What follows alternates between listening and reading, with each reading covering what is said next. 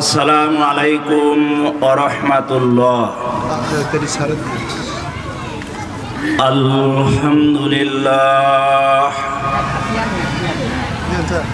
আলহামদুলিল্লাহ নাহমাদুহু ওয়া নাস্তাঈনুহু ওয়া নাস্তাগফিরুহু ওয়া নু'মিনু বিহি ওয়া নাতাওয়াক্কালু আলাইহি ونعوذ بالله من شرور أنفسنا ومن سيئات أعمالنا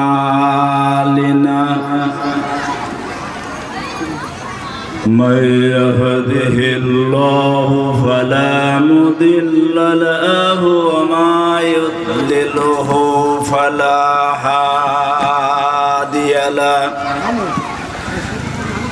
ونشهد أن لا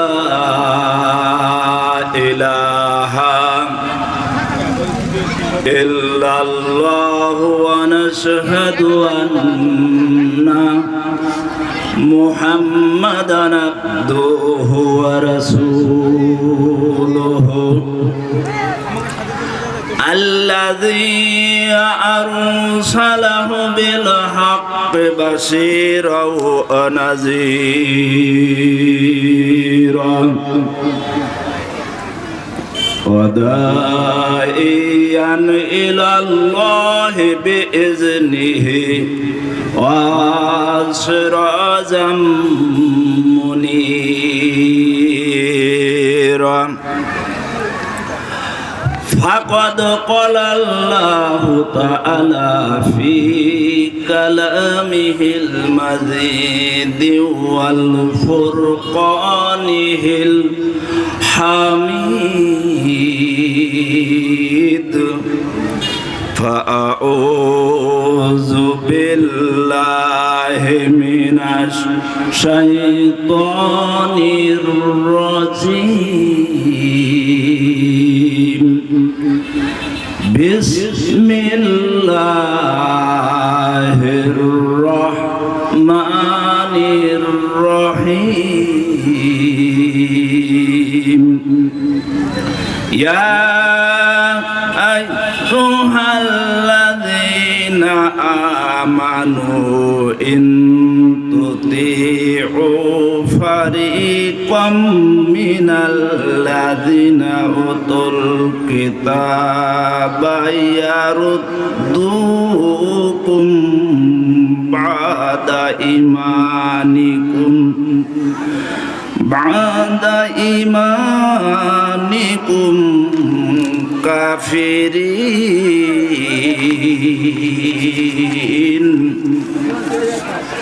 وكيف تكفرون وأنتم تتلى عليكم آيات الله وفيكم رسوله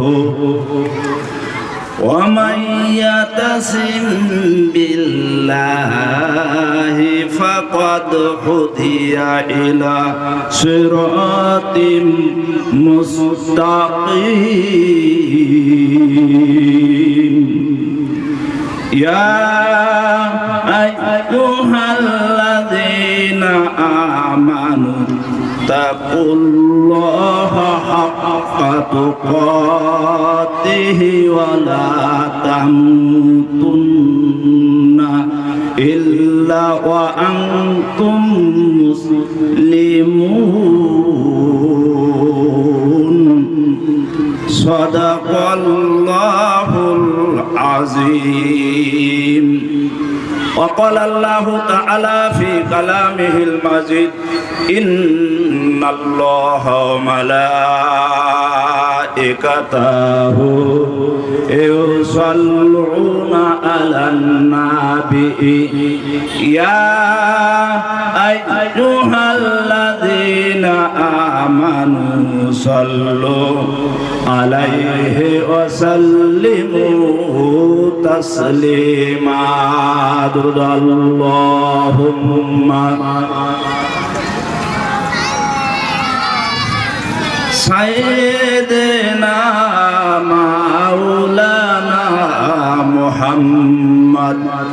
وعلى آل سيدنا হাবিবিনা মুহাম্মদ। প্রাণ খুলে দরুদ পড়ুন আল্লাহুম্মা।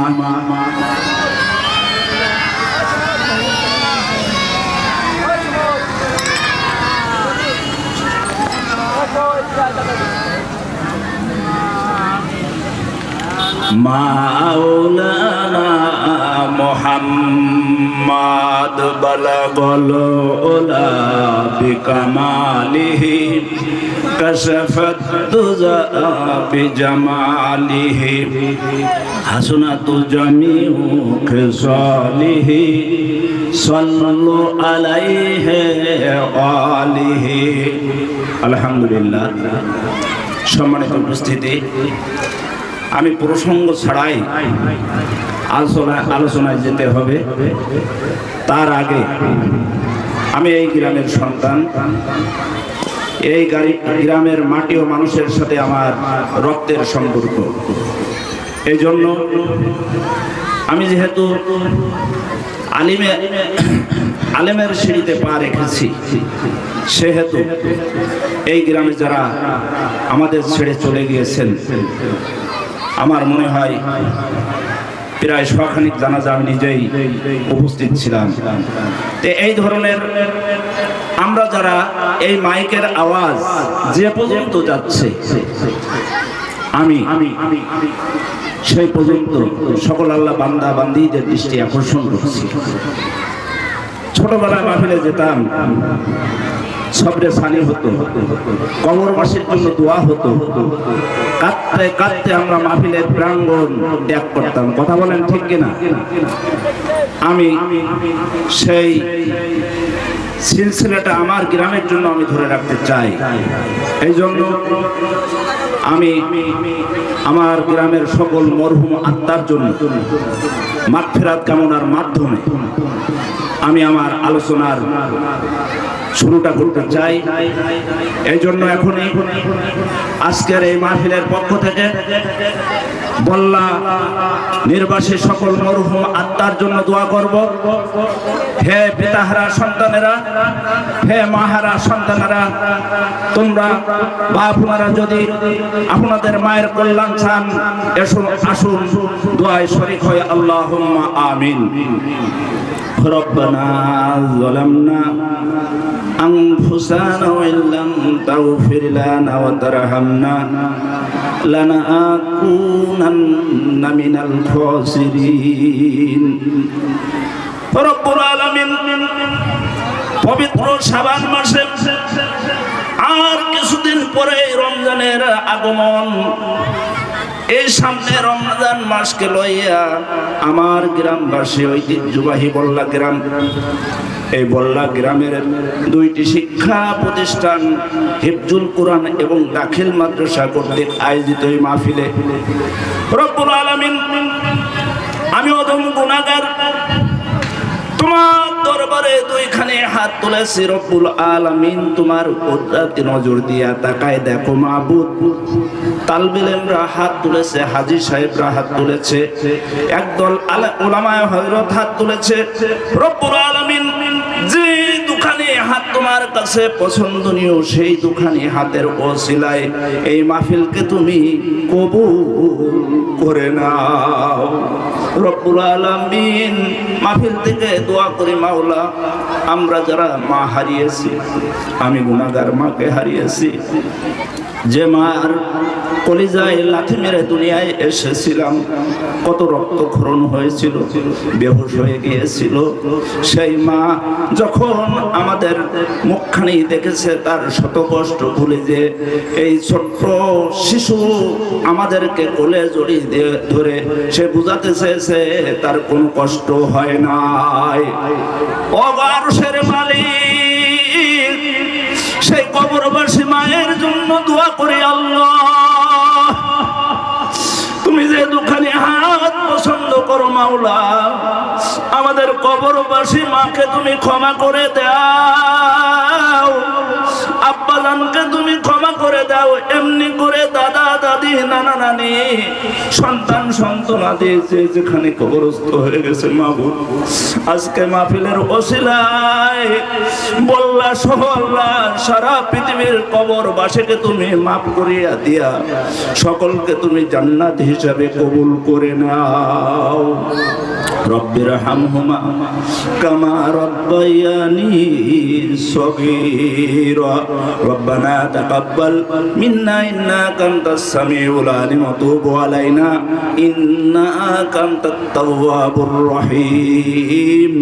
সুবহানা রাব্বিকা রাব্বিল ইজ্জাতি আম্মা ইয়াসিফুন ওয়া সালামুন আলাল মুরসালিন আলহামদুলিল্লাহি রাব্বিল আলামিন। বাহাকে লা ইলাহা ইল্লাল্লাহু মুহাম্মাদুর রাসূলুল্লাহ সাল্লাল্লাহু আলাইহি ওয়াসাল্লাম।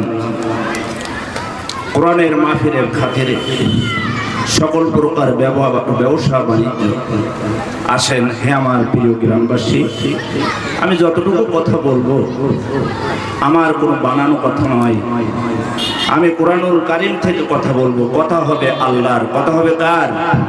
যদিও আমি আপনাদের গ্রামের সন্তান, এই গ্রামের সন্তান, সকলের পরিচিত, তারপরে কথা বলবো কার? আল্লাহর। আমি মহাগ্রন্থ আল কোরআনুল কারীম থেকে তেলাওয়াত করেছি।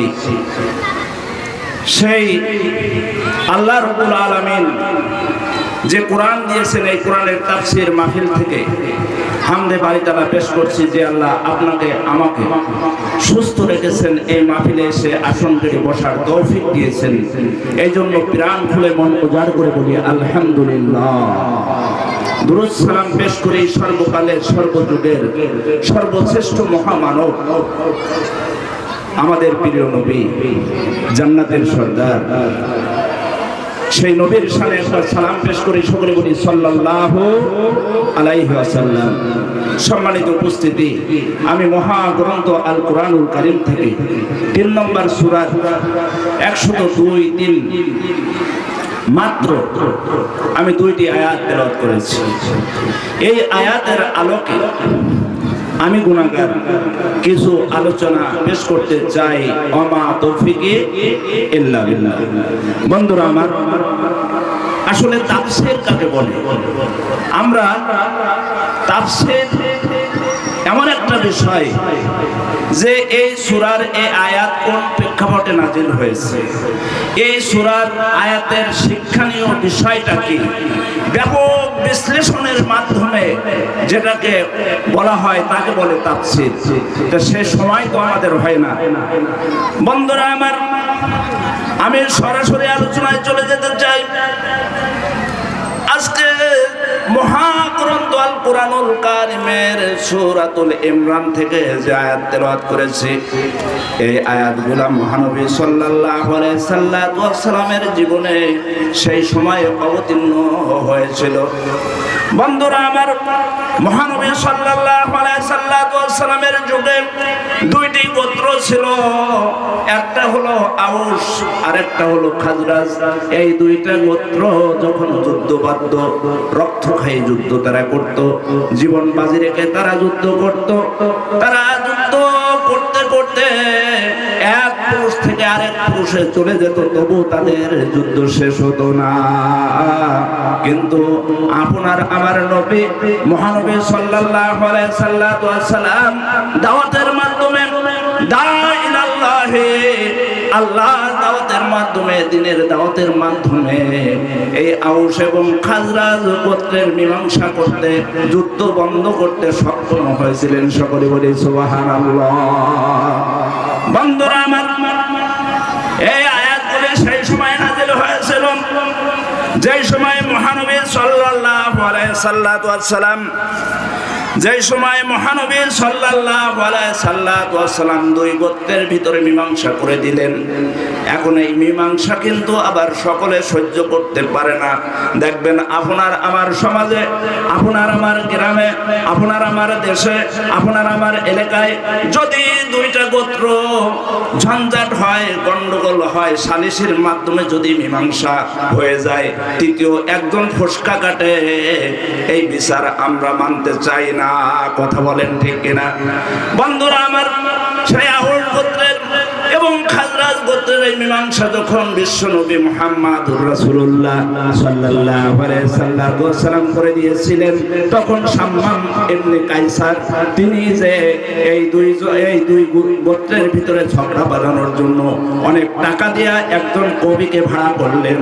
কবিকে ভাড়া করিয়া বললেন, আউস এবং খাজরাজ গোত্রের অনেক লোক যখন একত্র হইবে, তুমি যাইয়া এই কবিতাটা আরবিতে পাঠ করবা। এই পাঠ করার সাথে সাথে দেখবা আউস এবং খাজরাজ গোত্র আবার তাদের পূর্বের ন্যায় যুদ্ধে শামিল হয়ে যাবে।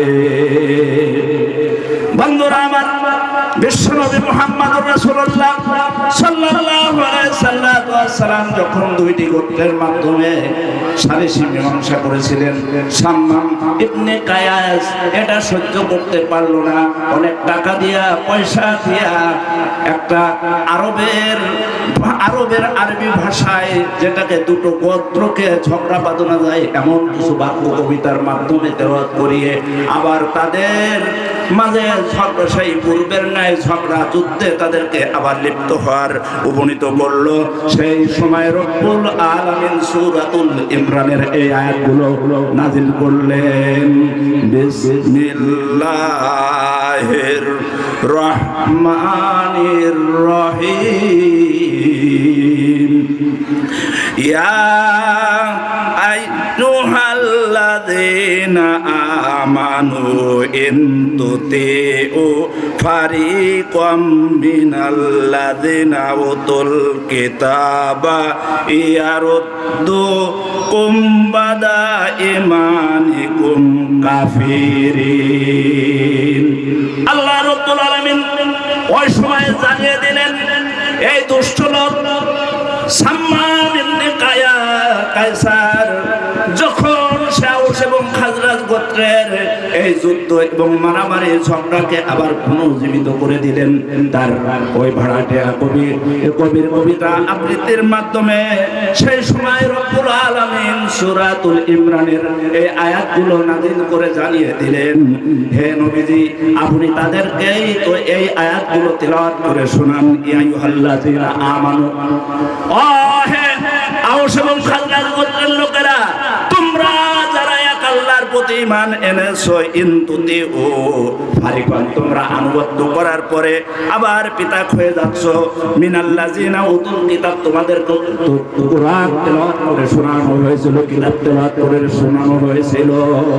হ্যাঁ, আউস এবং খাজরাজ গোত্রের লোকেরা, তোমাদেরকে তো কোরআন তেলাওয়াত করে শোনানো হয়েছিল, এরপরে তোমরা ঈমান আনার পরে আবার কেমন করে তোমরা কাফির হয়ে যাচ্ছ, কেমন করে তোমরা অস্বীকারী হয়ে যাচ্ছ। এর পরবর্তী আয়াতে রব্বুল আলামিন নবীর মাধ্যমে তাদেরকে সতর্ক করার জন্য জানিয়ে দিলেন, ওয়াকাইফা তাকফুরুনা ওয়া আনতুম তুতলা আলাইকুম আয়াতুল্লাহি ওয়া ফীকুম রাসূলুহু ওয়া মান ইয়াতাসিম বিল্লাহি ফাকাদ হুদিয়া ইলা সিরাতিন মুস্তাকিম। রব্বুল আলামিন ওই আউস এবং খাজরাজ গোত্রের লোকেদেরকে জানিয়ে দিলেন সূরাতুল ইমরানের এই আয়াত নাযিলের মাধ্যমে 101 নম্বর আয়াতের মাধ্যমে জানিয়ে দিলেন, কাইফা তাকফুরুনা, কেমন করে তোমরা কুফরি করো, কেমন করে তোমরা অস্বীকার করো, ওয়া আনতুম তুতলা আলাইকুম আয়াতুল্লাহ, আর তোমাদের কত আয়াত তেলাওয়াত করে করে শোনানো হয়েছিল, এবং ওয়াফিকুম রাসূলি, এবং তোমাদের কাছেই তো আমি এই রাসূল দিয়ে দিয়েছিলাম, রাসূল উপস্থিত ছিল। প্রাণ খুলে জিকির করে লা ইলাহা, মন উজাড় করে জিকির করে লা ইলাহা, লা ইলাহা ইল্লাল্লাহ মুহাম্মাদুর রাসূলুল্লাহ। বন্ধুরা আমার, বলতেছিলাম যে আল্লাহ রাব্বুল আলামিন ওয়াজ করেছেন, ইয়া আইয়ুহাল্লাযীনা আমানু হাত্তা তামুতুন্না ইল্লা ওয়া আনতুম মুসলিমুন। আল্লাহ ঈমানদারদেরকে বলেছেন, হে দুনিয়ার ঈমানদারেরা গণেরা, তোমরা ততক্ষণ পর্যন্ত মৃত্যুবরণ করো না যতক্ষণ পর্যন্ত মুসলমান না হও। তাহলে এ কথা দ্বারাই এ হাত দ্বারা বোঝা যায় আমরা যারা ইমানদার ইমানদার বলে ইমানদার বলে দাবি করি,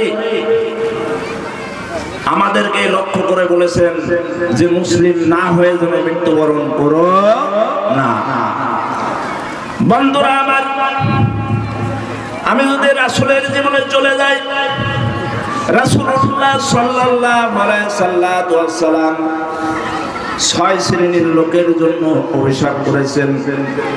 আজকের ওয়াজ মাহফিল থেকে যদি অল্প সময়ের জন্য হয় আমরা একটু লক্ষ্য করি, সেই 6 শ্রেণীর লোকের আওতায় যেন আমরা না পড়ে যাই। বন্ধুরা আমার, বিশ্বনবী মুহাম্মদুর রাসূলুল্লাহ সাল্লাল্লাহু আলাইহি সাল্লাম 6 শ্রেণীর লোকের জন্য অভিশাপ করেছেন। নাম্বার 1, 1 নম্বর, তাদের জন্য নবীজির অভিশাপ, তাদের সম্পর্কে আল্লাহ রাব্বুল আলামিন কি বলেছেন শুনে আসি। বিসমিল্লাহির রহমানির রহিম। والذين كفروا وكذبوا بآياتنا أولئك هم أصحاب النار هم فيها خالدون। রব্বুল আলামিন বলেন, যারা কাফের, আল্লাহর কোরআনকে যারা অস্বীকার করলো তারা হলো কাফের। এই কোরআনকে যারা অস্বীকার করলো, বন্ধুরা আমার, আমরা এই কোরআনের কত অংশ অস্বীকার করে চলছি আমাদের দৈনন্দিন জীবনে। বন্ধুরা আমার, আমরা যদি কোরআনের সাথে আমাদের জীবনের মেলাই, আমাদের কর্মক্ষেত্রে মেলাই, কোরআনের অনেক আয়াত আমরা অমান্য করে চলতেছি। অতএব নবীজির অভিশাপ তাদের জন্য যারা কোরআনের অস্বীকার করছে। আমরা তো কিছু অংশ মানছি আর কিছু অংশ মানছি না, এই সম্পর্কে রব্বুল আলামিন বলেন, ইয়া আইয়ুহাল্লাযীনা আমানু উদখুলু ফিস-সিলমি কাফফা ওয়া লা তাত্তাবিউ খুতুওয়াতিশ শাইতান ইন্নাহু লাকুম আদুউম মুবিন।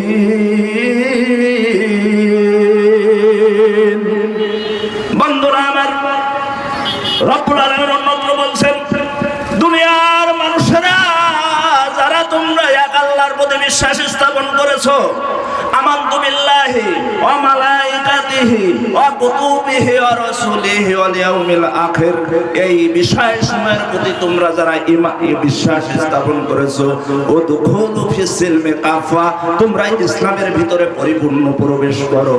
ওয়ালা তাত্তাবিউ খুতুওয়াতিশ শায়াতিন, আর শয়তানের পদঙ্কসমূহ তোমরা অনুসরণ করো না। ইন্নাহু লাকুম আদুউম মুবিন, কেননা শয়তান হলো তোমাদের প্রকাশ্য শত্রু। বলেন, তোমাদের প্রকাশ্য শত্রু কে? বন্ধুরা আমার, অতএব শয়তানের সকল প্রকার শয়তানি কর্মকাণ্ড বয়কট করতে হবে। আপনি আমি যদি আল্লাহওয়ালা বান্দা হতে চাই, আমরা যদি আল্লাহর প্রকৃত মুমিন বান্দা হতে চাই, যত প্রকার কর্মকাণ্ড আছে শয়তানি কর্মকাণ্ড পরিহার করব। 2 নম্বরে নবীজি তার জন্য অভিশাপ করেছেন। আল্লাহ রাব্বুল আলামিন দলিল দিচ্ছেন, ইন্না শিরকা লাযুলমুল আযীম। বন্ধুরা আমার, আল্লাহর এই দুনিয়ায় একজন মানুষ ছিলেন, তিনি তার সন্তানকে ওসিয়াত করেছিলেন, ইয়া বুনাইয়া ইন্না শিরকা লাযুলমুল আযীম, হে আমার প্রিয় সন্তান, এই দুনিয়ায় সব চাইতে বড় গুনাহ হলো শিরক করা। অতএব শিরক থেকে তুমি নিজেকে হেফাজত করবে। যারা শিরক করবে তাদের জন্য আল্লাহর নবী অভিশাপ করেছেন। অতএব আমাদের দৈনন্দিন জীবনে যত প্রকার শিরক আছে, যত প্রকার অংশীদারিত্ব আছে, আমাদের জীবন থেকে যদি আমরা ঝেড়ে না ফেলতে পারি, কর্মক্ষেত্রে, কথাবার্তায়, উঠাফেরায়, চলাফেরায়, সকল ক্ষেত্রে যদি আমরা শিরক মুক্ত ইবাদত না করতে পারি, তাহলে কিন্তু আল্লাহর নবীর অভিশাপের আওতায় আমরা এসে যাব। কথা বলেন ঠিক কিনা?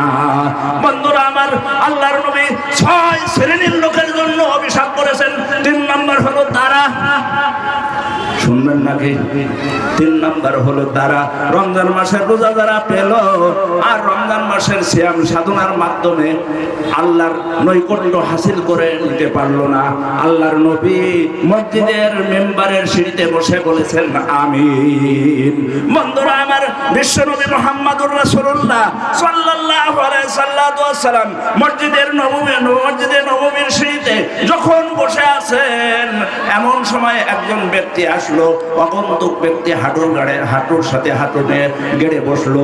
সাহাবারা আশ্চর্য হয়ে গেল, আমাদের নবীর সামনে একটা লোক এসে এমন সাহস কিভাবে পেল যে হাঁটুর সাথে হাঁটু মিলিয়ে বসলো।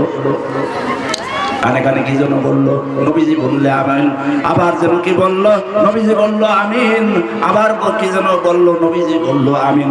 নবীজিকে ওই ব্যক্তি চলে যাওয়ার পরে সাহাবারা জিজ্ঞাসা করলো, ইয়া রাসূলুল্লাহ, ইয়া হাবিবুল্লাহ, এই লোকটা যিনি আসলো তাকে তো চিনতে পারলাম না, কিন্তু আপনি তার সাথে খারাপ ব্যবহার না করার কারণে আমরাও করতে পারলাম না, কিন্তু আমাদের রাগ হচ্ছিল।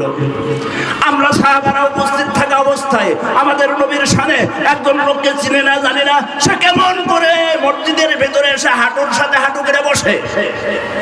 নবীজি মুস্কি হাসলেন, তোমরা কিছু মনে করো না, উনি হলেন জিব্রাইল আমিন। সকলে বলি সুবহানাল্লাহ। বন্ধুরা আমার, জিব্রাইল আলাইহিস সালাম সাহাবারা জিজ্ঞাসা করলো, ইয়া রাসূলুল্লাহ, ইয়া হাবিবুল্লাহ, যখন লোকটা কানে কানে আপনার সাথে কি যেন বলতেছিল, আপনি বলেছিলেন আমিন। নবীজি বললেন, আমাকে একটু আগে আমার আল্লাহর পক্ষ থেকে জানিয়ে দেওয়া হলো, যাদের জীবদ্দশায় রমজান মাস পেল এবং রমজান মাসের রোজা পালনের মাধ্যমে আল্লাহর নৈকট্য হাসিল করতে পারলো না, তারা ধ্বংস হয়ে যাক।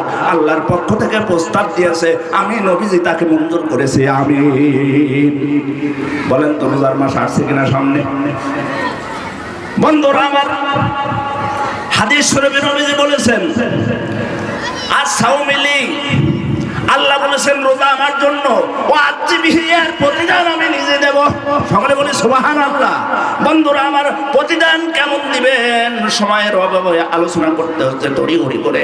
বন্ধুরা আমার, যখন হাসরের ময়দান সংগঠিত হইবে, মানুষ যখন দিশাহারা হইয়া যাইবে, মাথার উপরে যখন সূর্যটা টকবক করে তাপ দিতে থাকবে, মাথার ঘেনুগুলা বাহির হইতে থাকবে, সেই সময় আমার রব্বুল আলামিন রোজাদারদের প্রতিদান দিবেন। নবীজি বলেন, সমস্ত রোজাদারদেরকে ডেকে ডেকে নিয়ে, যারা আল্লাহর ভয়ে রোজা কায়েম করতো, রোজা রাখতো, রমজান মাসে সিয়াম পালন করতো, তাদেরকে ডেকে ডেকে নিয়ে আরশে আজিমের নিচে বসায় বসায় খানা খাওয়াইবেন। সকলে বলি সুবহানাল্লাহ। বন্ধুরা আমার, অর্থাৎ নবীজির অভিশাপ হলো, রমজান মাসে সুস্থ শরীরে যারা খাদ্য গ্রহণ করবে তাদের জন্য নবীজির বদদুয়া আসছে রমজান মাসে। চিনে রাখবো ইনশাল্লাহ। কি রাজা আছেন তো ইনশাল্লাহ? বন্ধুরা আমার, অপর এক রেওয়াতে দেখেছি, রমজান মাসের রোজার দিনে যে ব্যক্তি সুস্থ শরীরে দিনের বেলায় খেলো, সে জানোয়ারের মাংস, জীবিত জানোয়ার নয়, মৃত পচা জানোয়ারের মাংস খেল। রোজার বাজার করা লাগবে। বন্ধুরা আমার, অতএব নবীজির অভিশাপ 3টে শুনলাম। 4 নম্বর নবীজির অভিশাপ হলো, যারা বৃদ্ধ পিতামাতা তাদের জীবদ্দশায় পেল। ওয়ান আবি হুরায়রা রাদিয়াল্লাহু তাআলা আনহু ক্বাল ক্বালা রাসূলুল্লাহ সাল্লাল্লাহু আলাইহি ওয়াসাল্লাম ক্বাল ক্বালা রাসূলুল্লাহ সাল্লাল্লাহু আলাইহি ওয়াসাল্লাম রগিমা আনহু কিলামান ইয়া রাসূলুল্লাহ সাল্লাল্লাহু আলাইহি ওয়াসাল্লাম আহাদুহুমা আও কিলাহুমা লা ইয়াদখুলুল জান্নাহ রাওয়াহুল বুখারী। নবীজি বলেছেন, হযরত আবু হুরায়রা জলিলুল কদর সাহাবী, যত সহিহ হাদিস বর্ণনা করেছেন হযরত আবু হুরায়রা থেকে বর্ণিত, তিনি বলেন, নবী সাল্লাল্লাহু আলাইহি ওয়াসাল্লাম বলেছেন, তারা ধ্বংস হয়ে যাক। রগিমা আনহু, তার নাক ছেঁচড় দেয়া হোক, তার নাক ছেঁচড় দেয়া হোক, তার নাক ছেঁচড় দেয়া হোক। তাদের জীবদ্দশায় বৃদ্ধ পিতামাতা পেল, তাদের খেদমতের বিনিময়ে জান্নাত কুরাই করে নিতে পারল না। 4 নাম্বার শুনলাম আমরা, যে যাদের জীবদ্দশায় বৃদ্ধ পিতামাতা পেল, তাদের খেদমতের বিনিময়ে জান্নাত কুরাই করে নিতে পারল না, তাদের জন্য নবীজির অভিশাপ। এই ধরনের কুলাঙ্গার সন্তান মনে হয় আমাদের এলাকায় নেই। কি বলেন, আছে? ওরে বাবারে, এখন বৃদ্ধ পিতামাতাকে সহ্যই করতে পারে না, বাড়ির জঞ্জাল মনে করে, বন্ধুরা আমার, বৃদ্ধ পিতামাতা হলো আমাদের জন্য দুনিয়ার রহমত, পরকালের জন্য জান্নাত। কথা বলেন ঠিক কিনা? যে বাড়ি বৃদ্ধ পিতামাতা আছে সর্ব অবস্থায় তারা আল্লাহর কাছে দোয়া করে, আমার সন্তানকে আল্লাহ তুমি সুখে রাখো। কথা বলেন ঠিক কিনা? বন্ধুরা আমার, সেই বৃদ্ধ পিতামাতাকে যে আমরা কষ্ট দেব না, আমরা কষ্ট দেব না। বন্ধুরা আমার,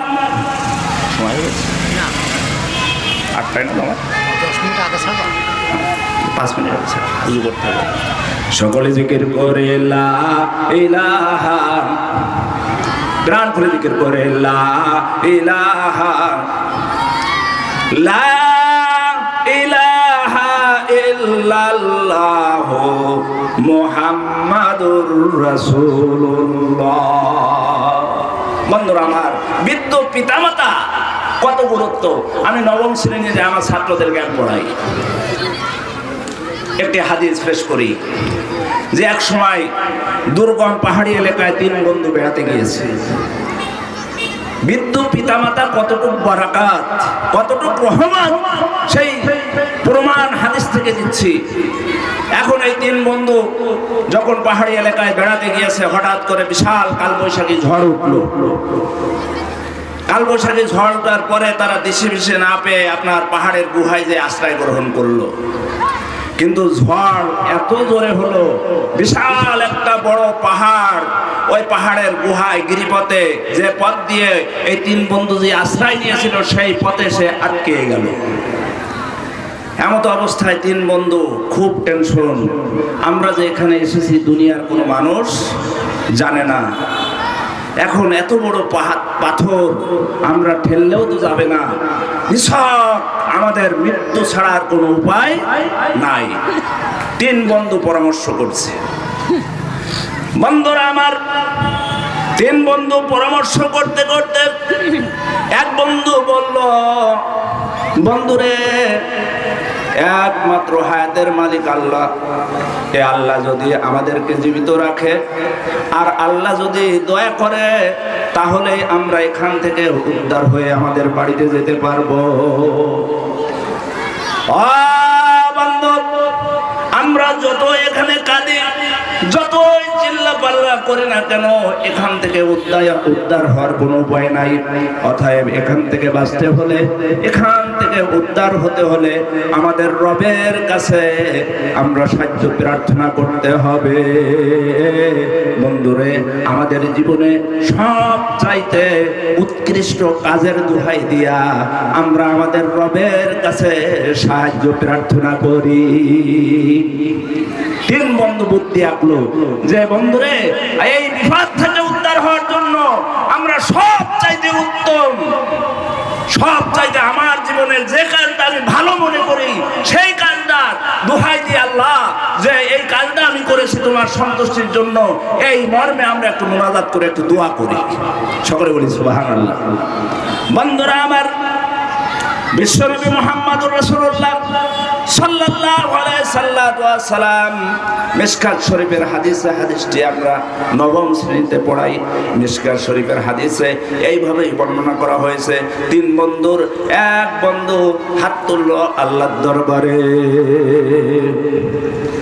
রব্বুল আলামিন, তুমি তো জানো মাওলা, আমি একজন রাখাল ছিলাম। রাখালগিরি করার কারণে আমি সময় মতো আমার বৃদ্ধ পিতামাতার খোঁজ নিতে পারতাম না। আয় রব্বুল আলামিন, এই মহা বিপদের দিনে আমি সেই কথাটাই স্মরণ করতে চাই। একদিন আমি আমার মেষগুলা নিয়ে খাওয়াইতে খাওয়াইতে অনেক দূরে চলে গিয়েছিলাম, সেখান থেকে ফিরতে আমার অনেক রাত হয়ে গিয়েছিল। রব্বুল আলামিন, সেই দিন আমি মেষ থেকে যে দুধ দহন করেছিলাম, আমি দুধ দহন করে বাড়িতে এসে দেখে আমার বাচ্চাগুলো খাওয়ার জন্য কান্নাকাটি করছে। চারিদিকে আমার কাছে দুধ চাইতেছিল, কিন্তু আমি তাদের দিকে লক্ষ্য না করিয়া সর্বপ্রথম আমার পিতামাতার ঘরে আমি প্রবেশ করলাম। রব্বুল আলামিন, আমি যখন আমার পিতামাতা পিতামাতার কাছে গেলাম, আমার এত কষ্ট হচ্ছিল, মেলগুলা নিয়ে আমি যখন বাড়িতে ফিরতে দেরি হয়েছিল, আমার পিতামাতাকে আমি সময় মতন খাদ্য দিতে পারি নাই, সেবা করতে পারি নাই, আমার মনটা যেন ছটফট করতেছিল। হায় আল্লাহ, সেই সময় আমার সন্তানেরা ওই মেষের দুধ খাইবার জন্য আমার কাছে কান্নাকাটি করছিল, কিন্তু আমার সন্তানদের দিকে আমি লক্ষ্য না করিয়া আমার পিতামাতাকে খাওয়ানোর জন্য আমি দুধের পেয়ালা নিয়ে সেখানে দাঁড়িয়ে থাকলাম। রব্বুল আলামিন তারা ক্লান্ত হয়ে ঘুমিয়ে পড়েছে, ডাকলে তাদের কষ্ট হবে, এই জন্য আমি রব্বুল আলামিন তাদেরকে ডাকি নাই, ঘুম ভাঙানোর জন্য আমি চেষ্টা করি নাই। হঠাৎ করে আমার পিতামাতা যখন চেতন হয়ে গেল, ঘুম ভেঙে গেল, আমি দুধের পেয়ালার থেকে আমার পিতামাতাকে দুধ পান করাইলাম, তারা আবার ঘুমিয়ে পড়লো।